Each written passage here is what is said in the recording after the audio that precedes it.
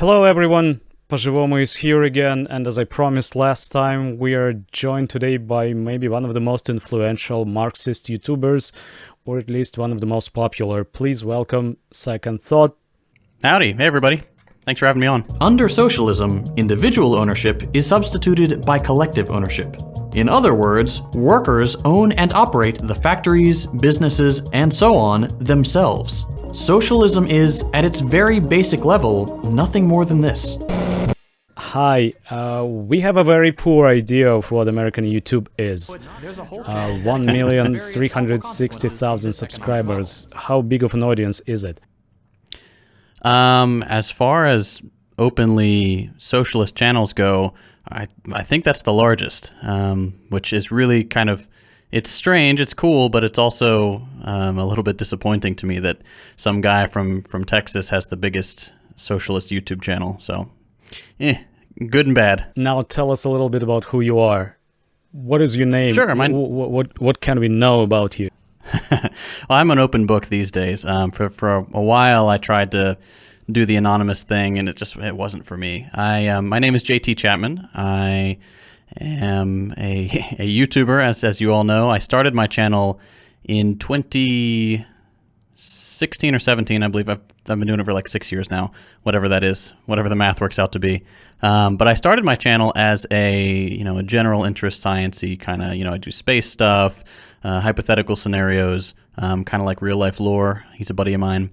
And then come 2020 and the pandemic and how badly the U.S. handled it, I was like, you know what? I need to do something worthwhile with my channel. I need to do something that feels helpful. So I said, you know what? I'm going to make a video about socialism. And So I did. it wasn't political up until 2020. No, I mean, vaguely in the sense that any kind of apathetic science-oriented guy is like anti-conservative. But no, it wasn't political. I never put any kind of political jargon in my videos. I never really showed my hand as to what I believed. But yeah, only after I did that first, what did I call it? Socialism or capitalism in the American pandemic response or something like that. That was the turning point for my channel. So it was like a surprising wave of popularity. You became immediately popular, or how did it look like? Yeah. At that point, I had a pretty large following. I had about 750,000 subscribers, I believe. And I thought, you know what, this is either going to tank my channel or it's going to be a cool new thing that I'm working on. So I made that video, and to my surprise and joy, it really caught on. People loved it, and it did better than most of my videos had in the past year. And so I thought, okay, that'll work. I pivoted. Is there any science behind it? Why was it so? And could you tell us a little bit more about your background? What do you do for a living? And how did you come to the views that you now promote? Yeah. As to why it was successful, I think it kind of touched on a frustration among the general American public with how things were going. Like, we have all these resources. We are, the wealthiest country in the history of the world, and we can't handle a virus. Like, what's going on here? These other countries are handling it better than we are. So there was a discontent there, and I think that that video really resonated with a lot of people who saw it and ended up sharing it. Because that was pretty early on in the pandemic, and people were still trying to figure things out, like why was everything going so poorly for us.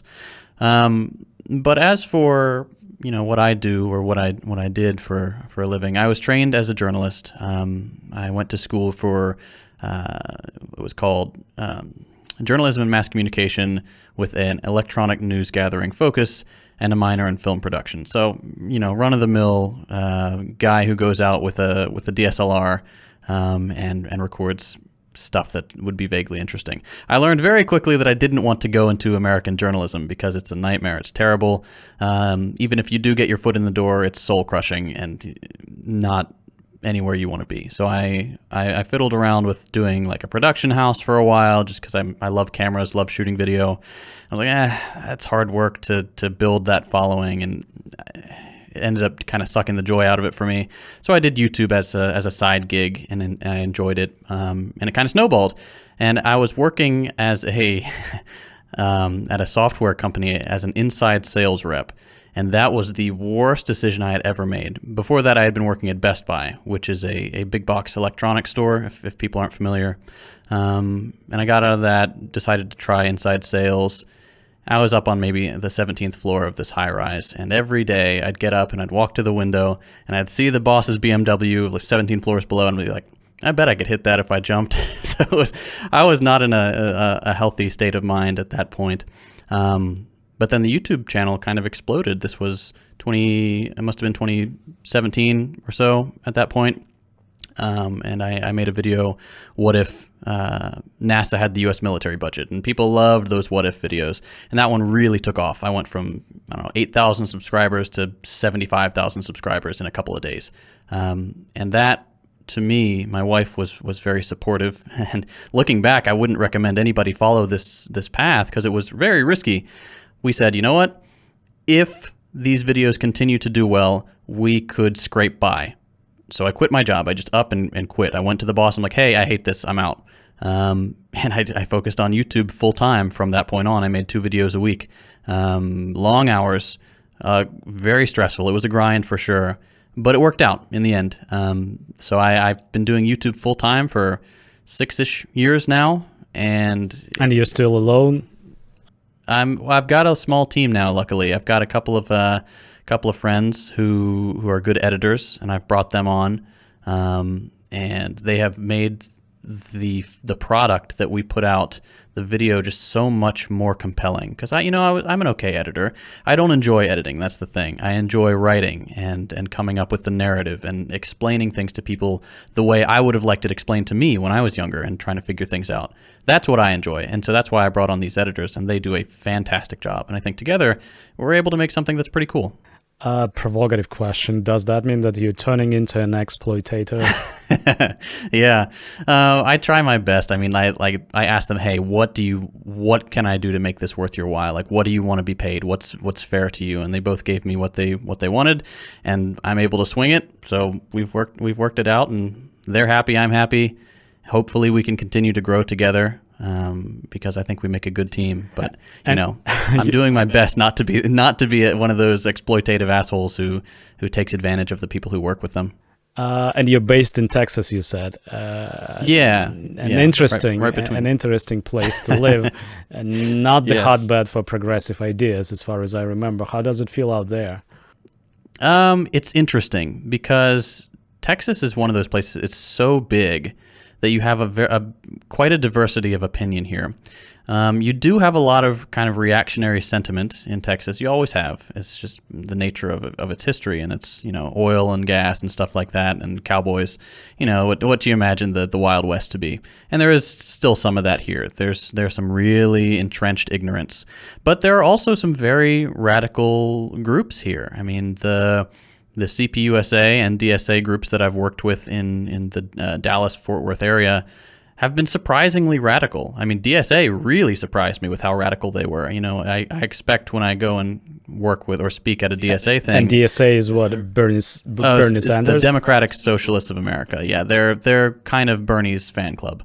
And the pejorative that people assume is that they're a bunch of liberals, the DSA. And to an extent that can be true, just depends on where you are. But the one that I spoke at, they all identified as communists. They were very outspoken about their beliefs. They said Bernie was the compromise. So I was like, all right, you guys are pretty cool. But yeah, it's a toss-up. In the cities, you have a lot of more reasonable progressive ideals. Move out to the suburbs or the countryside, and yeah, you're going to see a lot of MAGA flags and Trump stuff. Yeah. So it's very interesting. It's a strange mix. And our patriotic conspiracy theories, and there is no lack of them in today's God saved Mother Russia, as you may guess, are expecting Texas to secede from the United States in the near future. They are also foretelling America a new civil war right after the midterms. Will you dispute that? So a lot of Texans would like to secede as well, and every few years that comes up, but it never really makes much headway. I our leadership, our Texas leadership, is absolutely garbage. And so if we were to secede, Texas would implode immediately. That's the thing. But there's no real organized push to secede. It's just kind of a knee-jerk reaction to, oh, these damn Californians moving out here and taking our jobs and making this a liberal hellhole. And it's silly to listen to. I would be curious to see what would happen if they gave it a real shot, but I don't foresee that happening in the near future. It's just silly. As for the Civil War thing, I understand where people are coming from when they say that, because if from an outside view, it does look like we are intensely divided. But the thing is, there's really not much of a gap between the Republicans and the Democrats. It's more or less the same team with just different aesthetics. So if there is going to be some kind of civil unrest, it's going to be small scale, and it's going to be led on the right by these fringe groups. These they call themselves militias. You've got the Proud Boys, you've got the Three Percenters, the Oath Keepers, and they're these small, what I'd say basically terror cells, where the most they'll do is they'll show up at, I don't know, a drag show or some rights march or something like that, and harass people and threaten them. But most of the time they're cowards. Like if you show up with a couple of buddies, whether you're armed or not, if you show up and push back on them, they're gonna back off. They walk away usually. They're afraid. They're paper tigers, as they say. Do they have the potential for incredible violence? Yes, absolutely. If they were to get a little bit more organized, I could see there being small scale unrest. But I think, as reactionary as the United States police force is, if these, three percenters or whatever decided to cause some trouble, the police would crack down on them. And, it's like the Godzilla thing. Let them fight. Let the white supremacist police and the three percenters, the Proud Boys, the Oath Keepers, let them scrap, let them bloody themselves up, and the rest of us will do our best to stay out of it. So community defense is important, but I don't foresee civil war anytime in the near future. To be honest, they didn't seem like a 3% minority on January 6th a year ago. So that's the name of their group. There's no possibility of a right-wing coup. We're not talking about some marginalized freaks, but they have a political representation. They had a former they have a former president on their side, and Yes. Many people here were very impressed by the truck drivers movement in Canada last year, and it was I had a hard time explaining that it had nothing to do with the working class. No, you were right, and it's similar with the January 6th thing. And this a quick side note is that I wasn't saying that 3% of the country is this reactionary. That's what they call themselves. There's a group called the Three Percenters. I'm not entirely sure what that refers to, the 3% they're referring to there. But as for the January 6th thing, a lot of people here try to spin it as a popular discontent with the way things are going in the United States. And, it's a working class uprising and things like that, like you were saying with the truck drivers. But if you take a look at the type of people that were at the whatever you want to call it, the riot, the insurgency, they're mostly like upper middle class, to use that term, business people. Like there were Facebook posts of this one lady who flew her private jet there to ransack the Capitol for a while. And, it's the people who have been charged or arrested or profiled or whatever, very, very few of them are average working class people. And the reason for that should be apparent, I think. It's because the working class people don't have the time to deal with this bullshit, to go and, fly from a different state to go and harass lawmakers or whatever. And I like to say that the energy was correct there. Like the idea that we should be discontent, we should be dissatisfied with the way things are going. That is correct. The reasons for it and the execution were incredibly flawed and counterproductive. It was a petulant president who lost his election pitching a fit. He was probably worried he was going to have some legal cases slapped on him. As we've seen, nothing's come of that yet. And he incited his roofer and whatever other middle class income people to come out and cause a ruckus in his name. And it's interesting to watch. It's frustrating to watch. Is it the darkest day for American democracy, like the media portrays it? No, I don't think so. And wholeheartedly, is Sanders that much of a difference?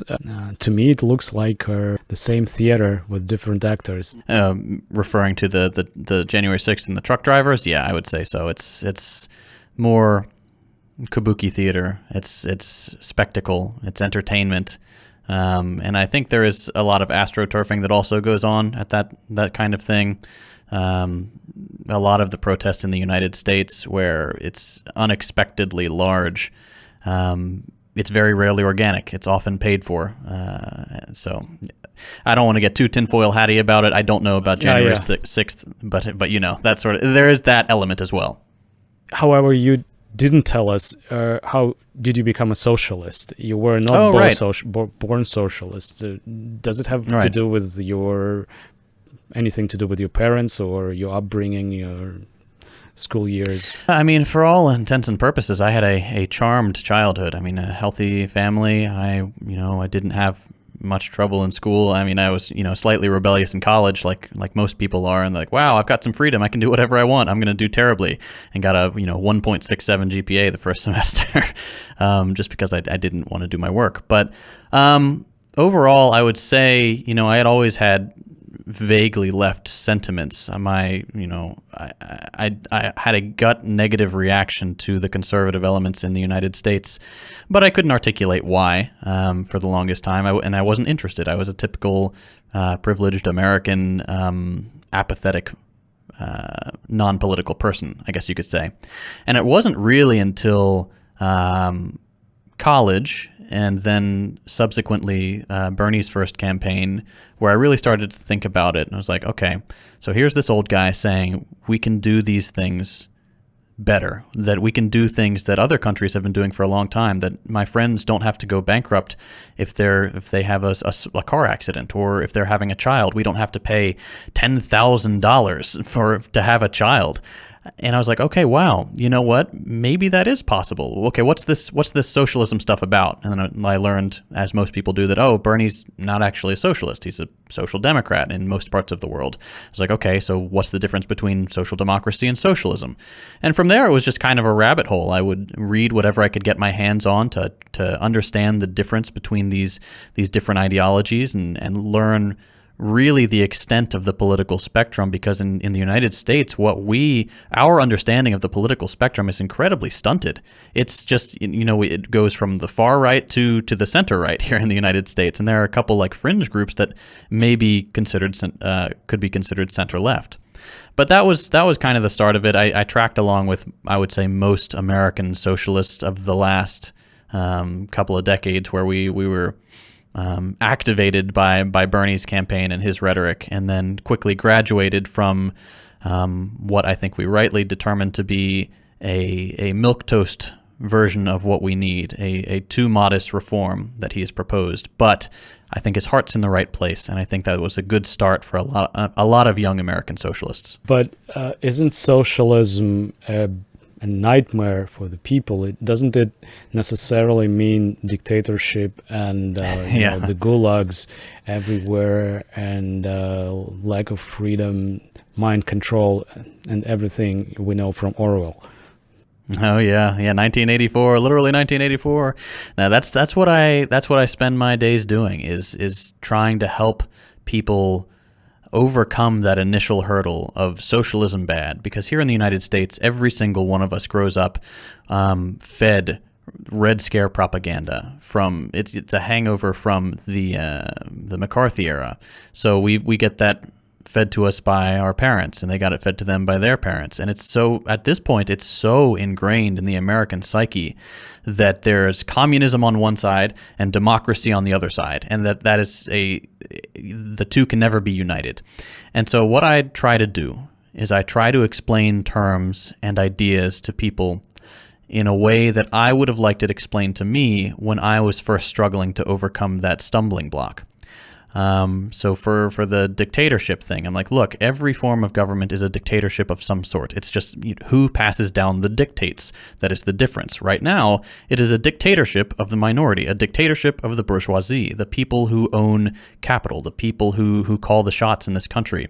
What we want is a dictatorship of the proletariat, of people who actually do the work, of people who have, who go out to the farms and they grow the food and they harvest the food, not the guy who owns the farm, who shows up maybe 20 minutes a month to make sure everybody's working, and then goes and sits in a boardroom and does nothing for the rest of his time. So that's all I'm trying to get across to people is, look, the way these ideas have been presented to you is heavily skewed to benefit those at the reins of power here in the United States. I'm not saying I have all the answers, but I'm saying what has been presented to us is not entirely accurate, and we should consider that the rest of the world might have some ideas on how we could improve. How true actually it is that socialist ideas are on the rise in the US generally. We spoke with Richard Wolff about a year ago, and he said that more and more young Americans are seeing socialism as a preferable system. Is it actually safe to call yourself a socialist in today's America? I would say so, and I would definitely agree that socialism is on the rise in the United States. Now, a lot of that socialism is a form of radical liberalism with socialist aesthetics sometimes. Sometimes it's people who haven't quite moved beyond the Bernie camp. But there has been an awakening of more left-wing ideals than we've seen in the United States since, honestly, probably the 1920s, since Eugene Debs was running for president, and we had radical labor movements in this country. Those were squashed over the past century, and especially since the 1980s have been heavily, heavily suppressed to the point where there's basically no class consciousness in the United States. And over the past decade or so, and especially since, say, 2016, the acceleration of the growth of socialist rhetoric and socialist ideals and people identifying as socialist has skyrocketed. People are, the default position of a lot of young people is capitalism is bad, or at least things are broken here and this is not benefiting us and we need to try something new, even if they haven't quite figured out that they want to put the socialist label on themselves yet. So it's very promising. There are definitely risks along the way. I mean, it's cast as an existential threat. If you turn on something like Fox News or even CNN, they'll say, oh, these entitled millennials, they just want everything given to them for free. And then on Fox, they're saying, oh, these entitled millennials want to execute conservatives in Central Park. And you're like, whoa, that's not accurate at all. We just want to be able to afford to live, to have kids, to be able to have a roof over our heads, to not go bankrupt if we have a medical bill. So yeah, there are reasons for the growth of socialism in the United States, and we just have to make sure that we can kind of encourage that to grow further and to keep educating the American people about what that actually should look like, not just kind of floundering, baseless, anti-capitalist complaining, but we need a positive message of, hey, this is what we can do concretely to make things better. I think I read somewhere that the Z generation doesn't even want to own property at all, and prefers to live in communes or to travel and not to become owners of any kind.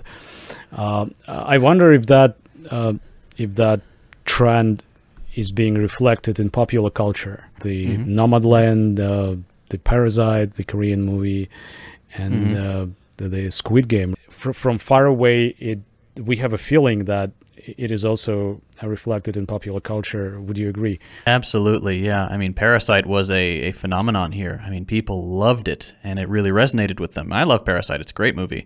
Bong Joon-ho's works are some of my favorites. Nomadland is also a good one, and it really kind of captures the hopelessness, the depression, the lack of opportunity,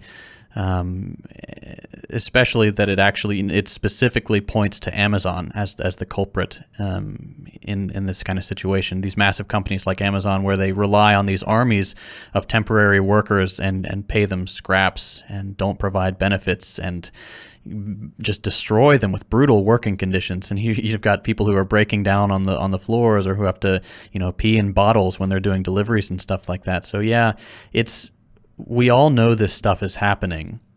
And when it shows up in the cinema, when it shows up on TV shows and the movies, it really connects with people. And that's why I think they've become so popular these days. It's because it's like it reflects, it holds up a mirror to what we all intuitively understand is wrong with society.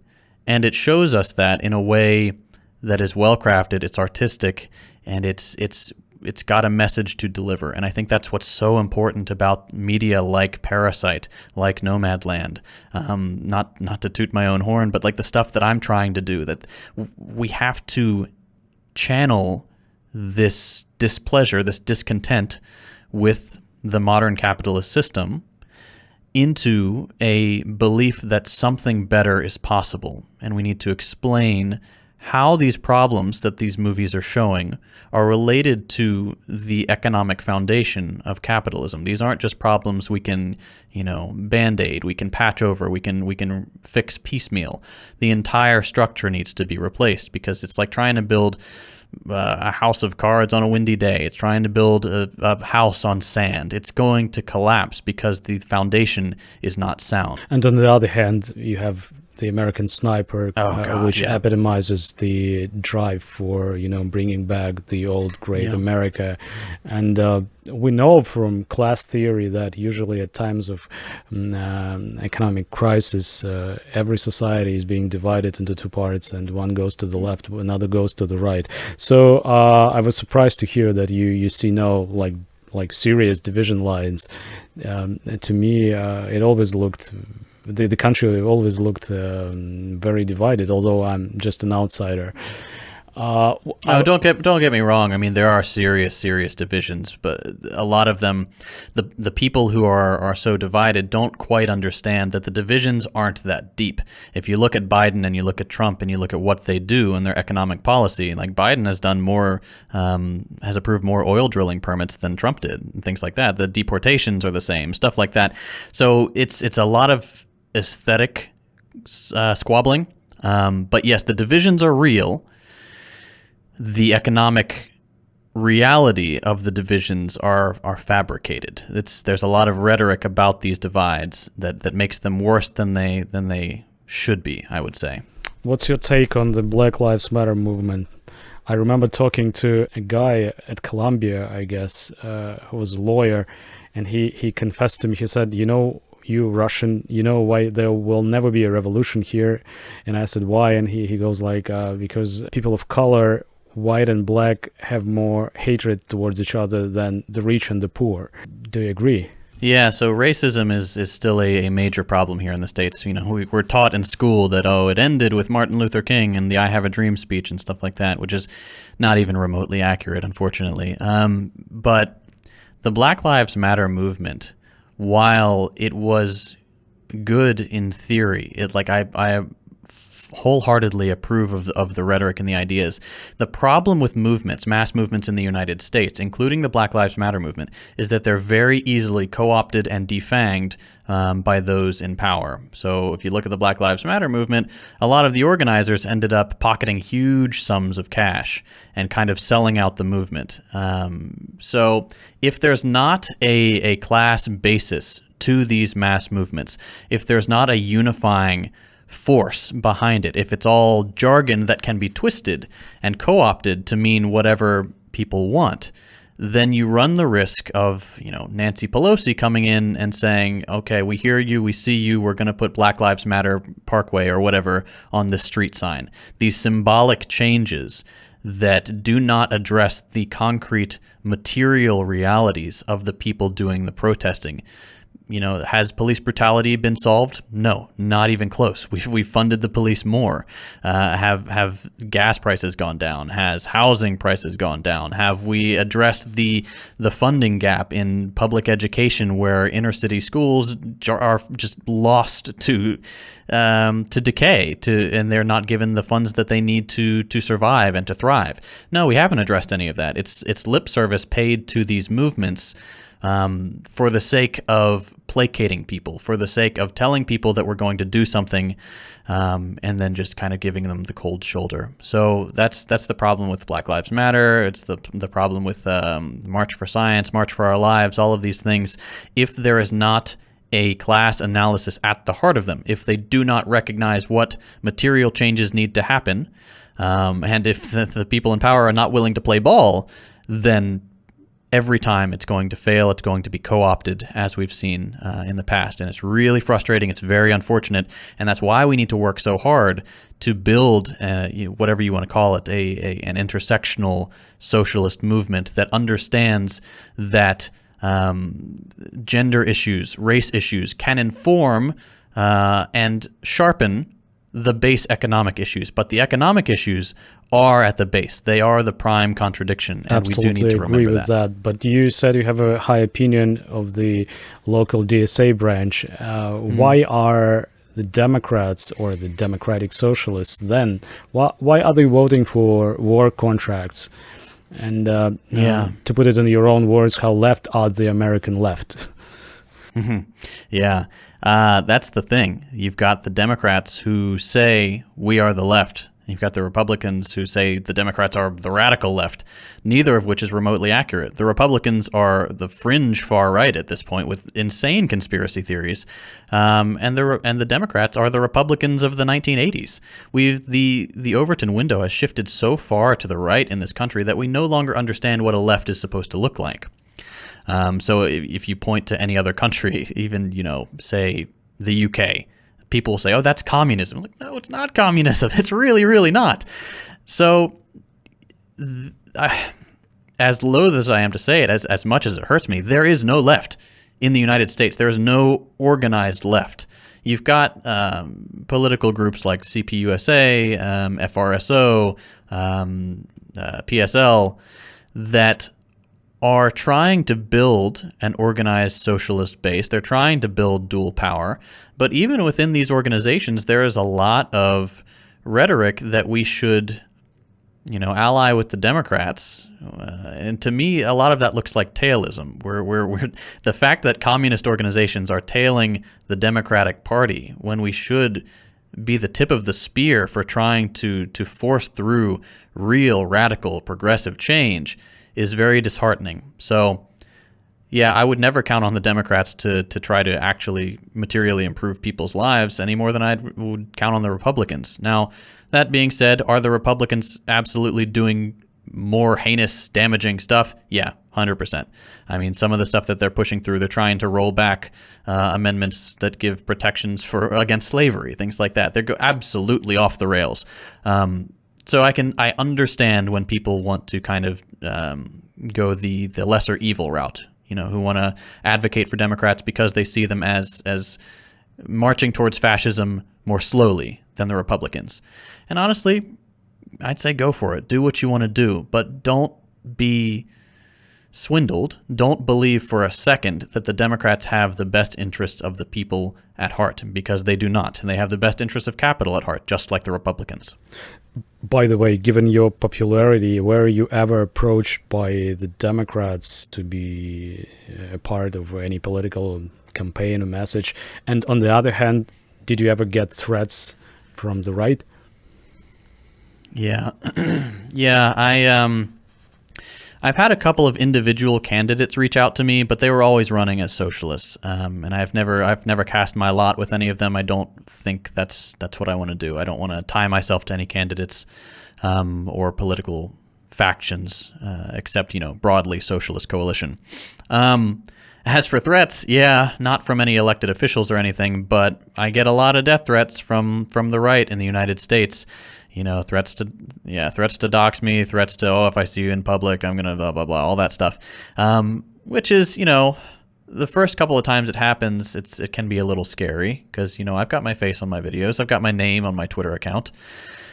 But like I said earlier, most of the time these people are cowards. And so if anything happens, it's going to be bad luck. It's going to be one crazy person who decides to actually follow through. But the people who have their heads on their shoulders, who just have very reactionary ideas, they know that they're going to go to prison if they try anything. And that's why you see even these heavily armed reactionaries at, whatever protest, they're not going to point their gun at people and pull the trigger. Most of the time, God willing, they will not pull the trigger ever. But you never know. You never know. Sometimes the threats could be real. What are the media outlets or left institutions that you trust, that you follow, that you read, and that you may advise everybody else to follow? It depends, because I'm not 100%. I've never 100% agreed with any outlet. There are always going to be little disagreements and stuff. But I really like Mint Press News. Alan McLeod, we've had him on the podcast, really bright guy. Democracy Now! Does some good stuff. They do some not so great stuff too. Means TV is an anti-capitalist streaming service. They've got some cool stuff, some kind of weird stuff. But then other than that, I just try to follow people on. I like Twitter a lot. It's easy to follow a bunch of people, so I'll follow experts in their various fields, and I try to cultivate a news ecosystem where I can click on somebody and know that I'll get at least a responsible take, not fear mongering, not super hyperbole stuff, but a leftist perspective on whatever event they're commenting on. But yeah, I try not to give blanket approvals to a lot of outlets. Rev Left Radio, though, I will shout out Rev Left Radio. I've been on Brett's show, and it is very good, very principled stuff. So I'd say, yeah, Mint Press News, Rev Left Radio, Deprogram, my podcast, shameless plug, if you're looking to have a little bit of fun as well. From the theoretical point of view, how will, in your opinion, socialism descend upon us? Peacefully or through revolution? Do you agree that the United States is most fit economically for socialism because it is the most advanced capitalist country in the world? That's an interesting one, because you hear a lot of times where the socialist countries need to develop the productive forces before they can be self-sufficient. The United States has already done that to an extent. We do a lot of offshore stuff, and outsourcing and things like that. But we have got the productive forces mostly sorted, I would say. So in that sense, you've got the mode and the means there. So if there were some hypothetical future socialist revolution, you could just kind of take the reins there and retool those things to work in, say, a planned economy versus a free market economy. As for how it's going to come about, I think history has shown us that you're never going to reform your way fully to socialism. You can blunt the excesses of capitalism. You can have some moderate reforms that will limit the harm that capitalism does to disenfranchised groups and things like that. But those in power are never going to let you vote away their power. That's just not going to happen. And I wish that weren't the case. I wish it wouldn't have to come to some kind of future conflict. But another thing to keep in mind is that revolutions are not always terribly gruesome affairs. Like, it could just be a popular uprising, enough people show up at the Capitol or wherever, and we say, please get out, and they get out. And you never know. You never know. It could go that way, but I can't see the future. I don't want to postulate too much about what it could look like, because the conditions aren't even close to correct yet here in the United States. We're getting there. We're building class consciousness again, which has been missing for decades. We're building dual power with various socialist organizations. If we could just get a little bit more, ideological rigor there, if we could distance ourselves from the Democrats a little bit more, stuff like that. But yeah, there is absolutely a time and place for reform while we work towards socialism, while we work towards building the foundation for revolutionary activity.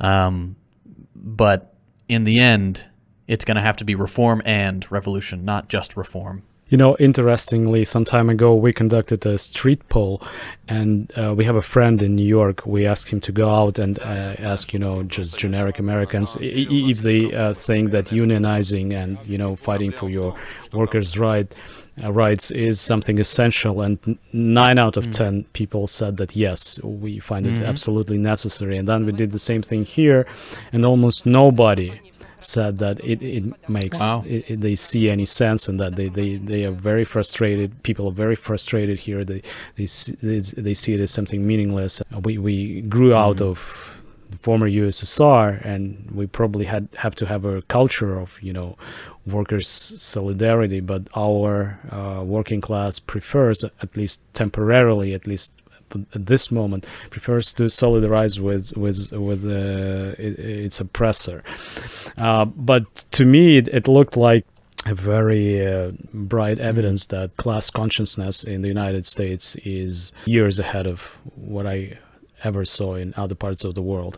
My next one is a number of your videos are dedicated to exposing right-wing myths, and you mentioned that about socialism, where we're trying to do similar things here.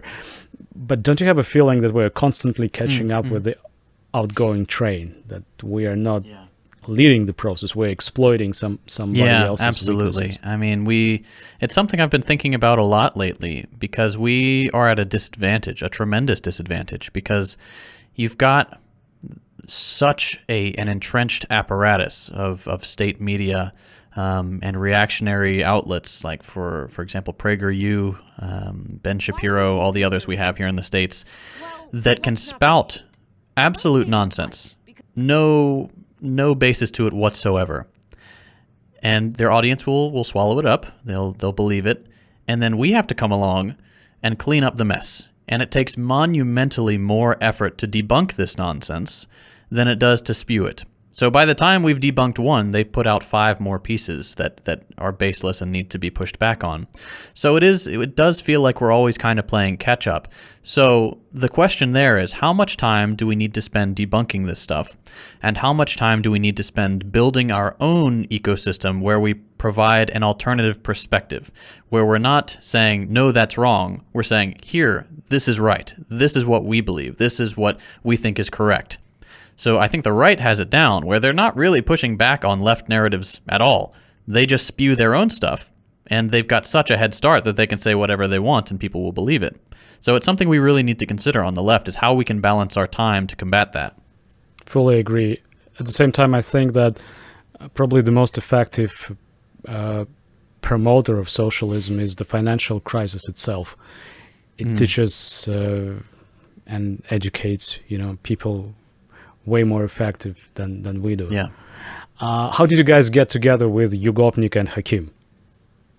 Yeah, so I'd been doing my videos for quite a while, and I had been watching other socialist YouTubers, and I had liked their stuff a lot. I had actually collaborated with Yugopnik once at that point. I try to collaborate with as many people as I can to kind of cross-promote and get new eyes on both channels. And I had reached out to Hakim, and we had planned to do a collaboration at some point too, but one of his friends was familiar with my channel at that point, and Hakim didn't want to out himself in real life, so we decided to hold off on collaborating for a while. And after a while, I was like, man, I want to do a podcast. I don't have the time to go super in depth into these topics on my channel, because I try to cap my videos at 15 to 20 minutes. And I figured with an hour and a half, we could have a much deeper discussion about some of these things that really merit the discussion. So I was like, all right, I'm too boring to do this on my own, so I need some co-hosts. And Hakim and Yugopnik came to mind. I thought they would be interesting, and they're from different parts of the world, so it wouldn't be just a US-centric perspective, because we've got plenty of that. We've got so many, strictly 20-something Brooklyn white dudes podcast that we really don't need anymore.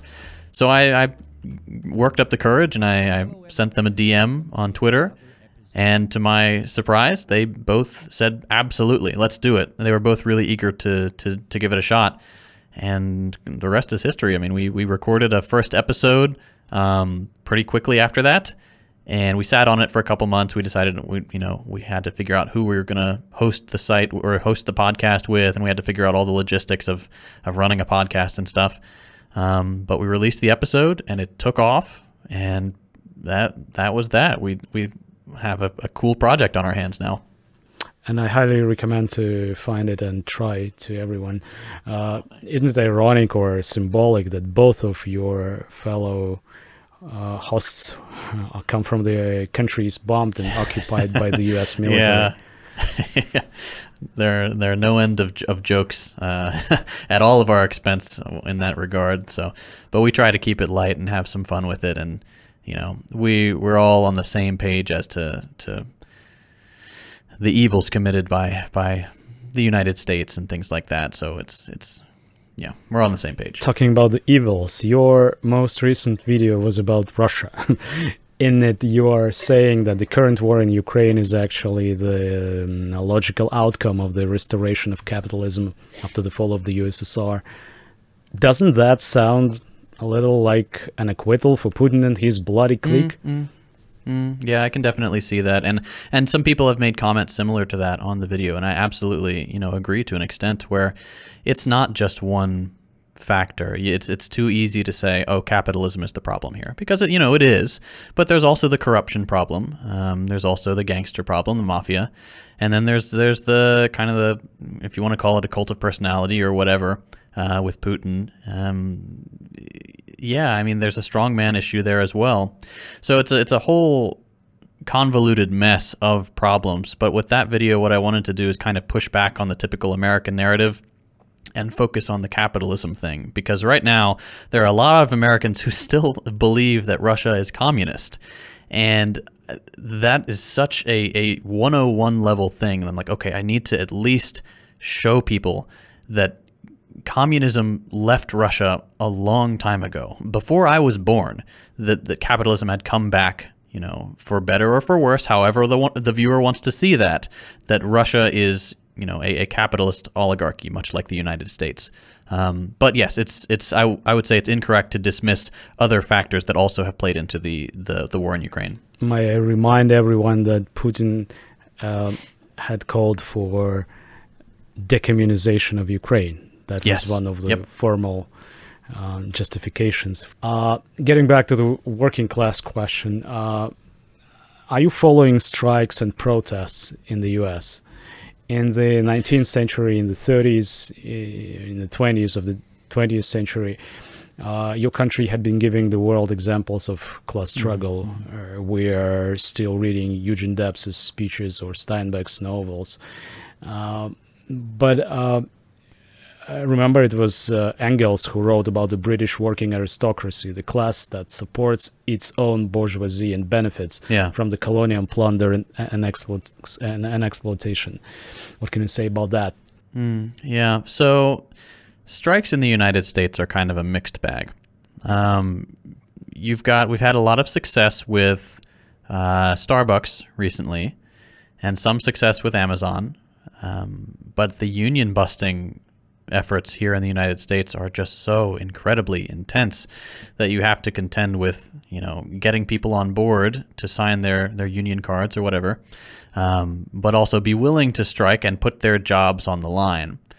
And if you can't do that across the entire country, or at least a significant portion of the country, then it's it might sputter out a little bit. And I do my best to keep up with it to an extent. There was a good strike by some coal miners from Alabama. They actually went all the way to New York and picketed outside of the corporate headquarters of the mining company, And that went on for weeks. They really invested time and energy into that.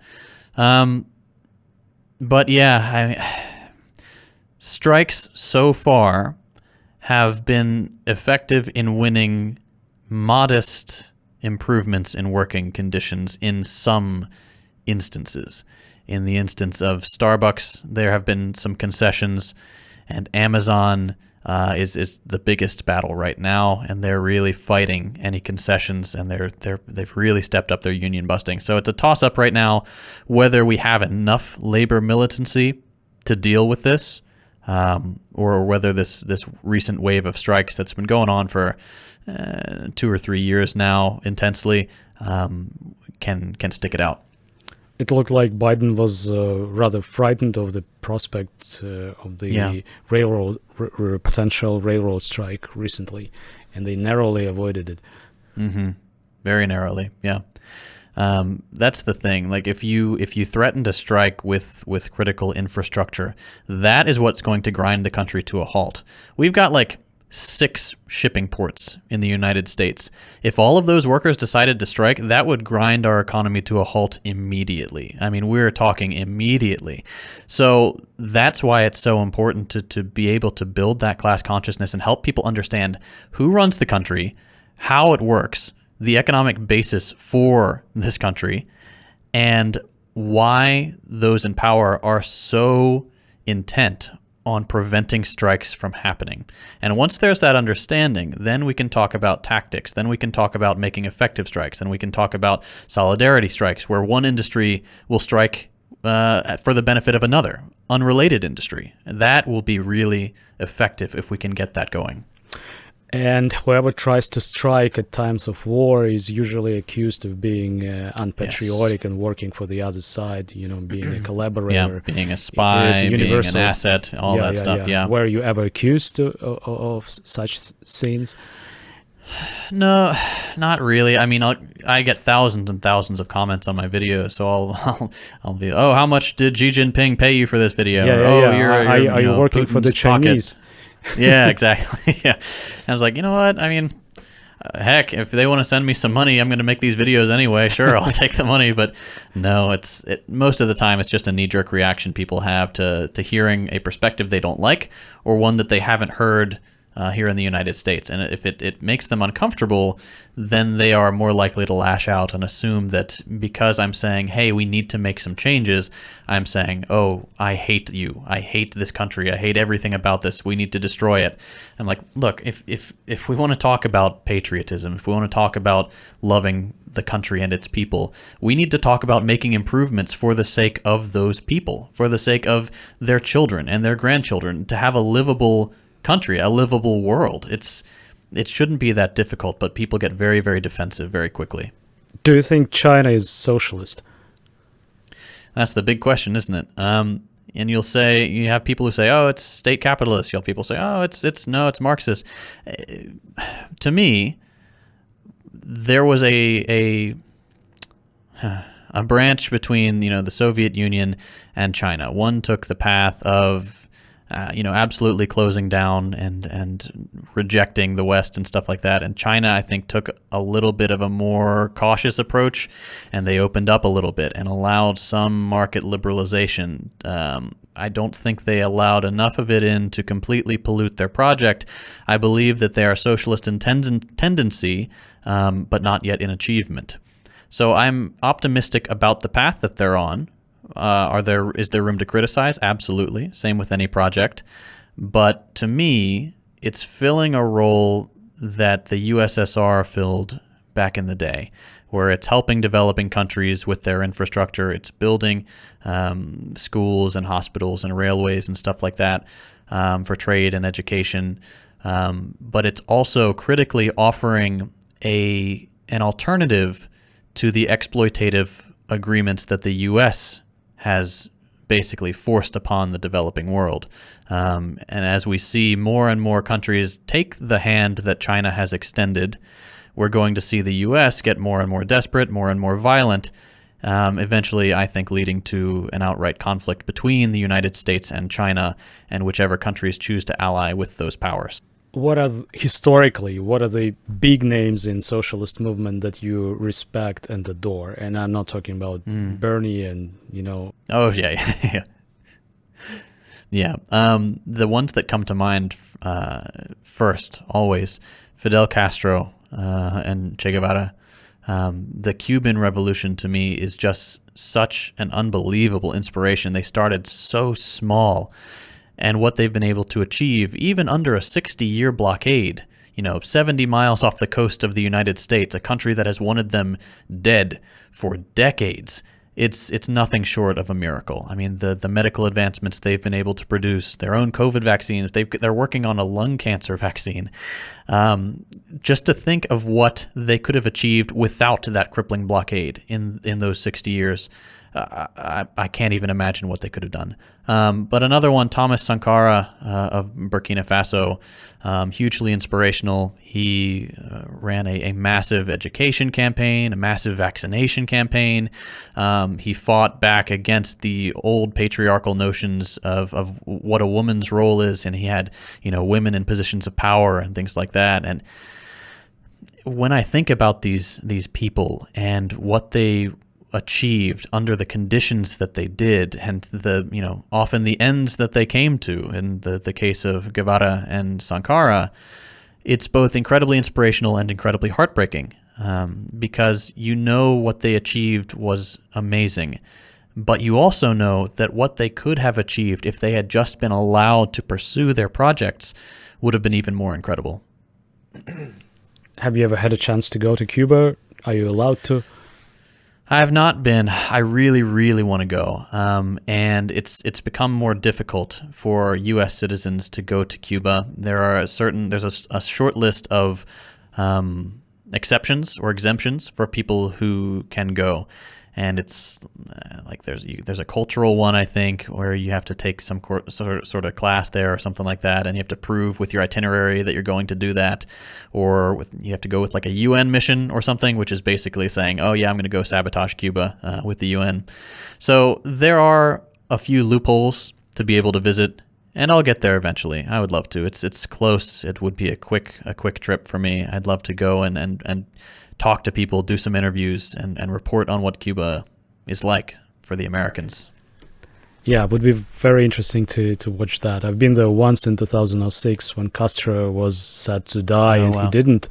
Yeah. He disappointed all his fans in the U.S. So what I remember, on the way back, I brought a bottle of rum, and I had to fly through Canada. I wasn't allowed to bring it in, and I had to drink as much as I could at the border. This is going to be the last one, but maybe the most important one.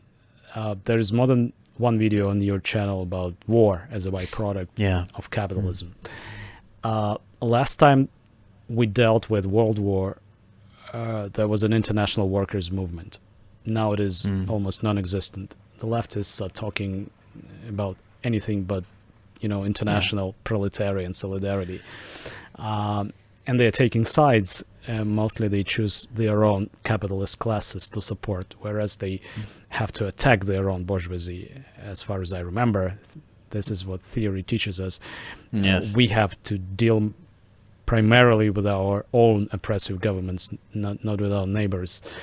I firmly believe that in order to be perceived seriously, we need to consider something like a new Zimmerwald, a new international. And I'd like to finish on that and ask you to comment on that. That, to me, is the critical missing piece, because you can have a robust working class movement in one country, but if it doesn't extend its solidarity to the working class of another country, then you got World War I again. You've got people who end up casting their lot with the bourgeoisie of their country in order to crush the working class of another country. You have, the young workers of each side being used as cannon fodder for the geopolitical interest of the elite of both countries, or, all the countries in the case of World War I. So without that international class consciousness, that international solidarity, we are never going to achieve a stable, long-lasting, and safe socialism. Because if one country can be undermined, then the whole thing falls apart. So there needs to be a network of class-conscious workers who understand what sabotage looks like, what solidarity looks like, and how we can work together to reinforce this network of working-class people who understand that they run the world. They are the ones who make the gears turn. And if they decide to stop working, if they decide to put down their tools, those gears will stop spinning. And if there is another country available to pick up the slack, whose working class says, hey, we'll pick up those tools, we'll work for you, then the movement fails. But if everyone is willing to say, no, we're putting our tools down, we're standing in solidarity with our comrades in XYZ country, then you get the chance to bring the bourgeoisie at least to the table. You have the chance to twist the screws a little bit, to make them uncomfortable. And while that is not in itself the solution to all of this, that's not the way to implement socialism in its entirety. It can win concessions for the working class. But first and foremost, we need a robust working class that understands that the bourgeoisie, for example, the Democrats in the United States, as well as the Republicans, are never going to work in our favor. So we need to distance ourselves from them, and we need to work with, communicate with, understand, empathize with the working class of other countries. And I am proud of the CPUSA International Department for the conference it just put on. They had a lot of fraternal parties contribute video pieces or greetings. There was a lot of cross-collaboration, and that's very heartwarming. That's very encouraging to see that there is some collaboration between the communist parties of various nations. But we just need to see that continue. We need to see it on a larger scale. If that can be the daily interaction of the working class around the world and not just a once-a-year conference, then we'll really start to see what the working class can achieve in an international capacity, not just at home. I cannot agree more. I'm really thankful for the conversation, for the time that you spent with us. I'm sending my greetings and my endorsements to where you are, to Texas, and expect many more Russians to come to the commentary section of your channel. That was JD Chapman. I really appreciate that, and I hope that we will stay in touch and do something to make our ideals materialize at a time when we're again considering the mutually assured destruction. I think there's nothing more relevant than that. Thank you so much. Thank you for having me. Best wishes and solidarity.